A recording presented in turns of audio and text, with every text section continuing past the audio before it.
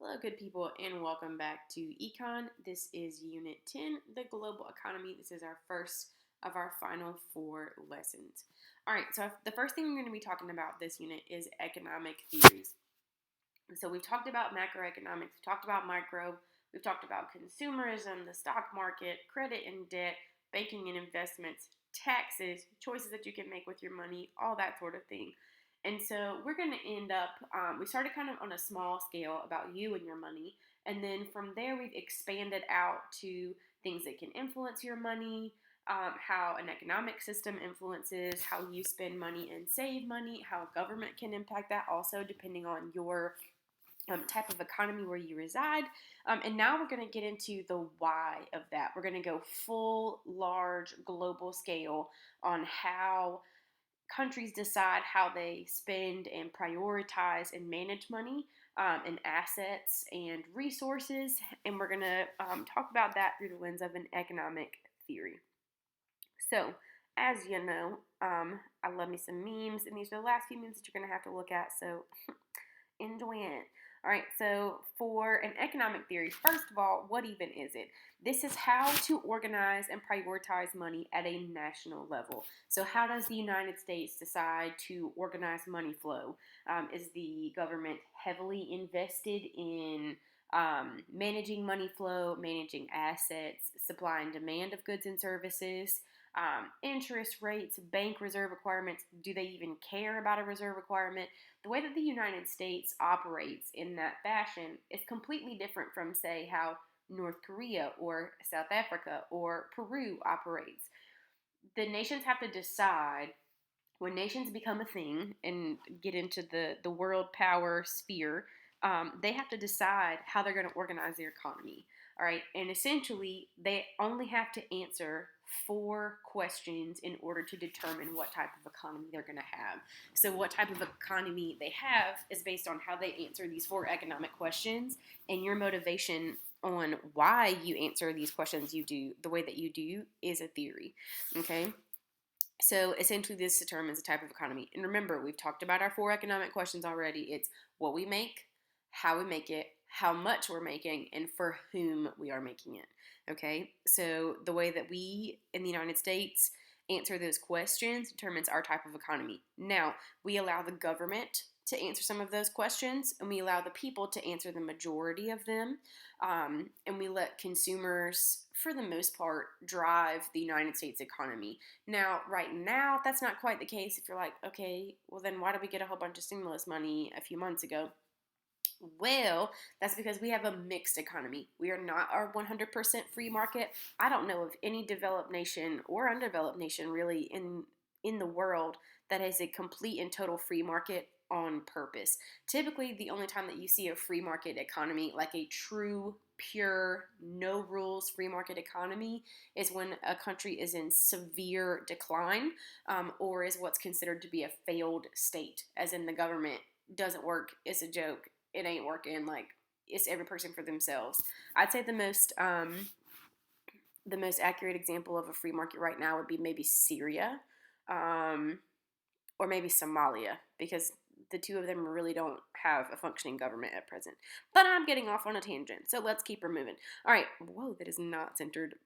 Please don't sit in judgment. All right, so there are like a bajillion major theories, okay? We're talking like I could list you off like 50 right now. Probably not off the top of my head.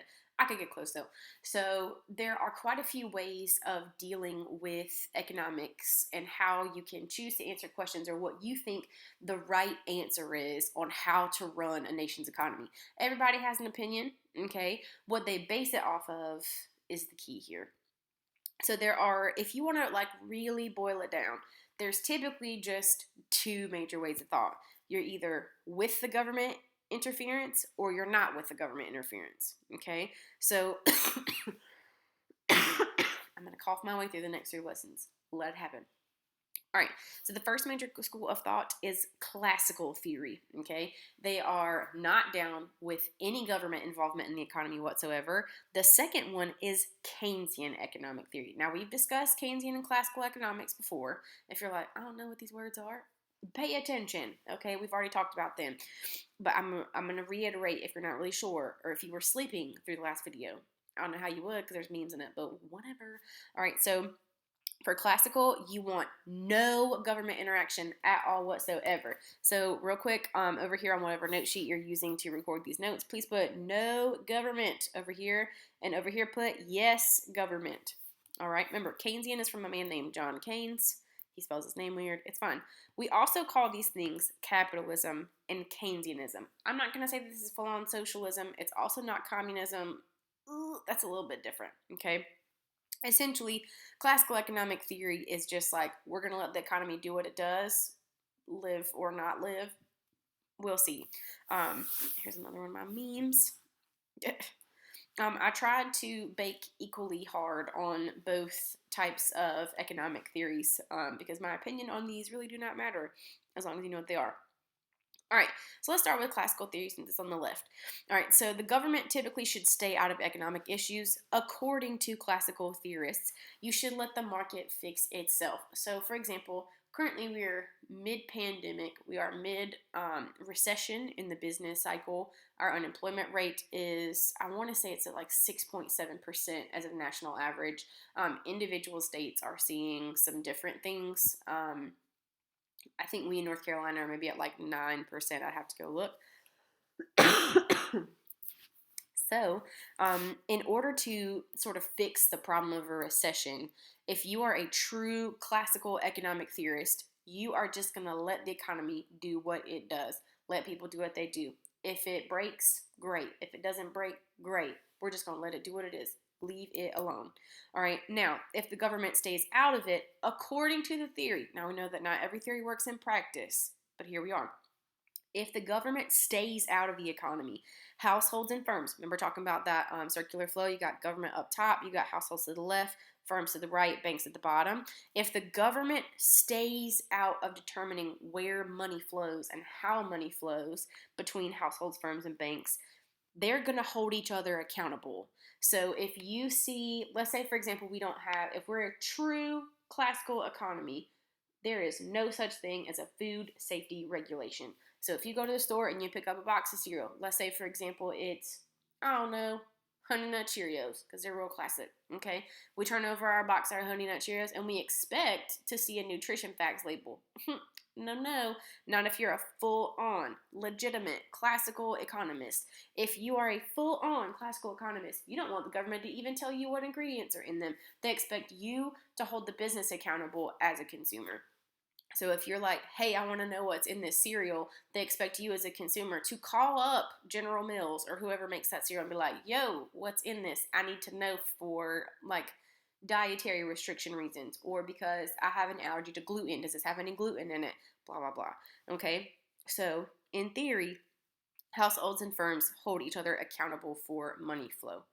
It fosters healthy competition. You typically have higher quality of goods. You also typically have a higher amount of goods on the shelf because typically a classical economy lends itself towards a market or a mixed that is a little bit more market than government.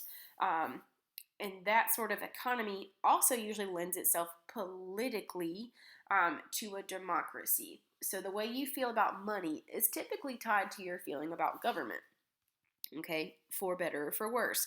It's also known as a free market economy. And again, there is no such thing as a pure free market economy. So speaking of no government regulation, the guy who is like, yes, this is my jam. His name is Adam Smith. Here's Adam. Look at his super pointy nose and his wig. All right, so he is absolutely not here for government regulation. He says that the government should be hands off of the economy. And that's called laissez-faire.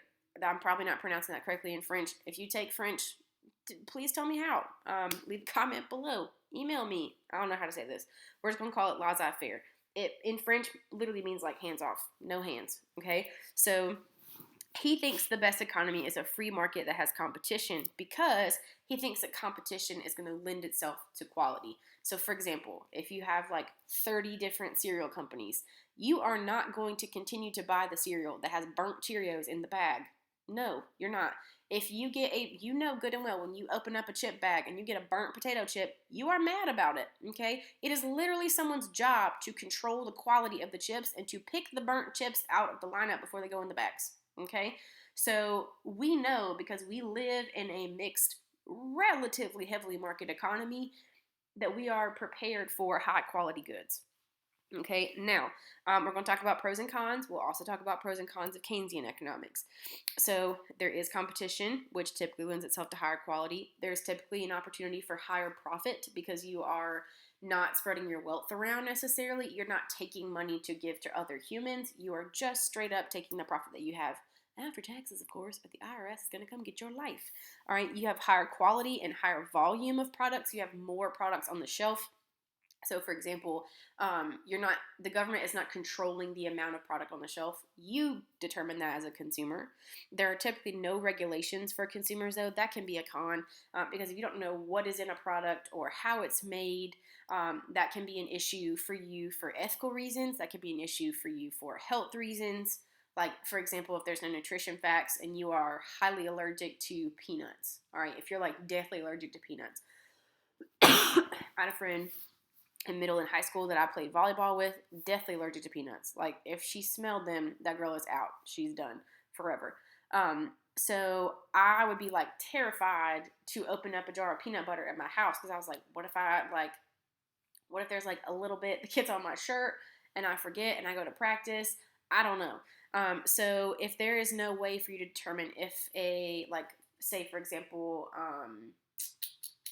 I don't know, like a bakery, all right? If you go to a bakery and you pick up like some fresh bread, yes, great, fantastic, good for you. But does that bread have any like traces of peanuts on it? Were there peanuts in the machine? You don't know if there's no regulation because there's no rules to protect you as a consumer if the key here is profit. Okay, because again, the focus is on profit rather than a consumer. And there's typically less focus on a worker, which can be good if you own the business, but not so much if you're working for the business. All right.